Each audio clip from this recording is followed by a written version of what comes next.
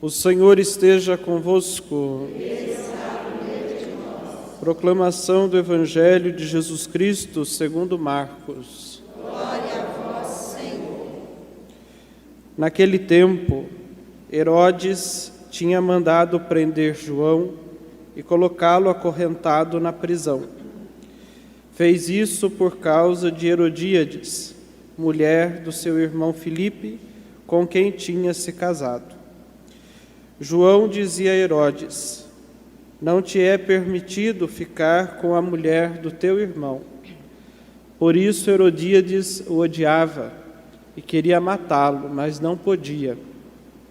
Com efeito, Herodes tinha medo de João, pois sabia que ele era justo e santo, e por isso o protegia. Gostava de ouvi-lo, embora embaraçado quando o escutava. Finalmente chegou o dia oportuno, era o aniversário de Herodes, e ele fez um grande banquete para os grandes da corte, os oficiais e os cidadãos importantes da Galileia. A filha de Herodíades entrou e dançou, agradando a Herodes e a seus convidados. Então o rei disse à moça: pede-me o que quiseres e eu te darei.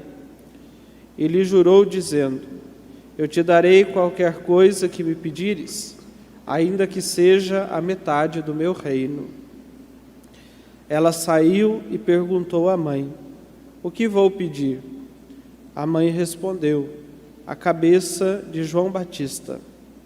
E voltando depressa para junto do rei, pediu: quero que me des agora num prato a cabeça de João Batista. O rei ficou muito triste, mas não pôde recusar. Ele tinha feito o juramento diante dos convidados. Imediatamente o rei mandou que um soldado fosse buscar a cabeça de João. O soldado saiu, degolou-o na prisão, trouxe a cabeça num prato e deu à moça. Ela a entregou à sua mãe. Ao saberem disso, os discípulos de João foram lá, levaram o cadáver e o sepultaram. Palavra da salvação. Glória a vós, Senhor.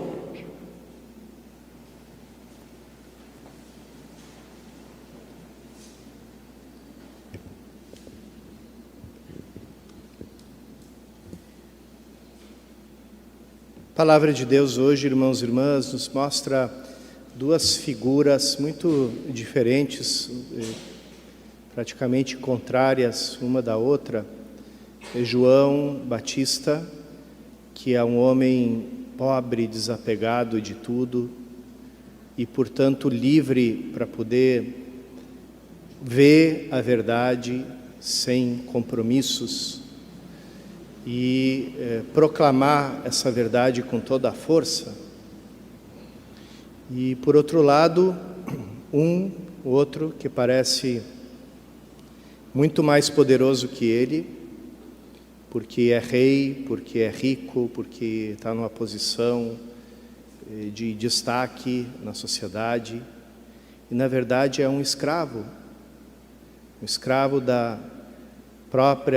das próprias fraquezas, das próprias paixões, das influências dos outros, daquilo que os outros pensam, daquilo que os outros dizem, dos compromissos, das palavras que ele fala e que depois ele se dá conta que não pode ir atrás, né? Então, um homem fraco, um homem que não consegue ver a verdade das coisas por causa dessa quantidade de vínculos que escravizam ele. E aqui é interessante esse paralelo porque depois os evangelhos nos vão apresentar Pilatos um pouco também com essas tintas, Pilatos que não via nenhum mal em Jesus, que queria soltar Jesus, que não entendia por que tinham trazido Jesus na presença dele, mas que não tinha uma visão da verdade, porque a verdade dele era simplesmente o compromisso e as questões políticas da época dele. Tanto é que quando Jesus fala da verdade, eu vim para dar testemunho da verdade, Pilatos vai perguntar para Jesus, o que é a verdade? Então, para uma pessoa com essa quantidade de vínculos, de prisões, não existe uma possibilidade de ver a verdade tal como ela é, mas se fica escravizado por toda uma cultura, por todo um contexto, por toda uma coisa, um espírito de época que não te permite ver as coisas como são. E é por isso que todo profeta, ele é considerado louco. O próprio nome hebraico do profeta, Nabi, quer dizer isso, é um louco, um sujeito fora da sanidade, fora do normal. E é justamente por isso, porque ele não está preso, ele consegue ver as coisas do jeito que elas são e consegue chamar as coisas pelo seu nome. Hoje estava conversando com meu irmão mais velho, que é padre jesuíta, que é filósofo, e ele estava lembrando uma definição de verdade do Aristóteles, verdade é aquilo que nos permite dizer que uma coisa é quando é e dizer não é quando uma coisa não é. Que parece para a gente algo tão óbvio, mas em tempos que a gente está vivendo, tão ideologizados, tão polarizados, tão inflados ou inchados de discursos e de visões partidárias das coisas, a gente não consegue mais ver a verdade do jeito que ela é. É que me lembro de uma citação que um político católico italiano fazia as pessoas, lembrava para as pessoas, uma frase do ditador Mussolini, que dizia assim, a nossa ideologia, ela é a mais compatível com a filosofia moderna, porque a filosofia moderna apregoa que não existe verdade. E para nós também não existe verdade, existe somente a força e o poder. Nas épocas de João Paulo II, de Bento XVI, existia muito um discurso dizendo que a igreja era contrária à liberdade, porque a igreja fala verdades. Então, sempre vinha essa acusação contra a igreja: vocês se acham os donos da verdade, vocês se julgam que só vocês têm a verdade, e enquanto que no mundo moderno, no mundo de hoje, que é o mundo democrático, que é onde o que vale é a opinião da maioria das pessoas, então falar de verdade no mundo de hoje é extremamente contrário às liberdades do mundo moderno. E João Paulo II e também Bento XVI respondiam: pelo contrário,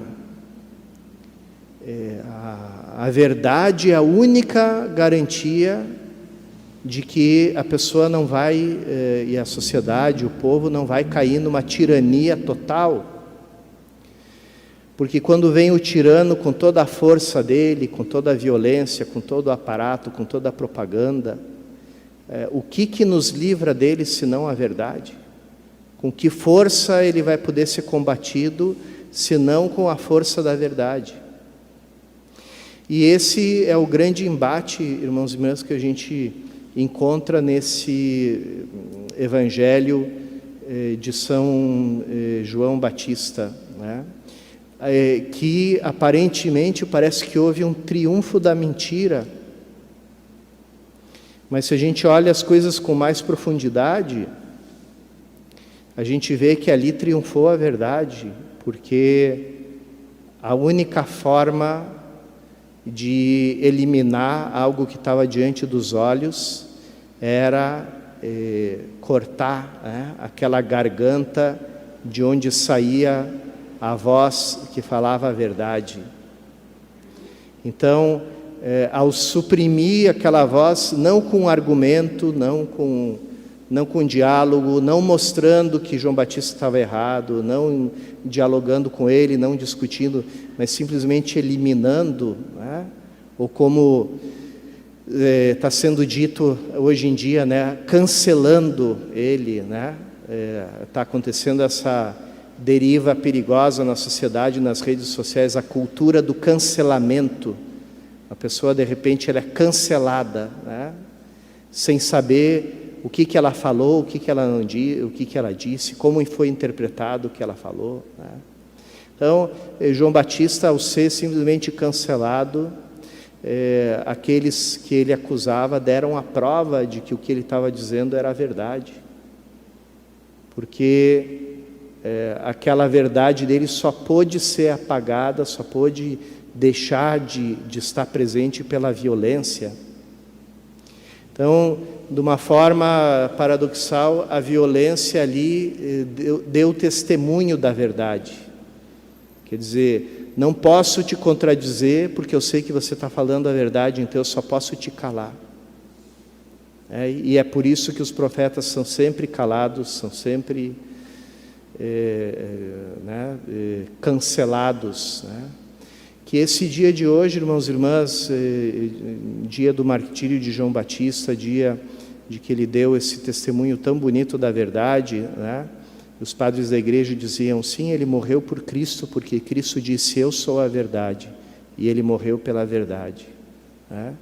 Então, que a gente nunca se deixe levar por um espírito de época que, longe de toda a verdade, longe de tudo aquilo que está patente aos nossos olhos, que está, né, manifesto aos nossos olhos, ao testemunho da nossa consciência, começa a querer nos fazer acreditar que uma coisa é outra coisa,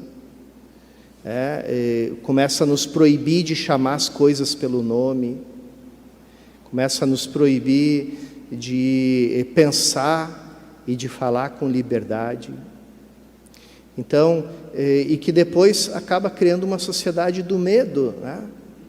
E o que acontece quando se cria uma patrulha de pensamento, uma polícia de pensamento, crimes de opinião?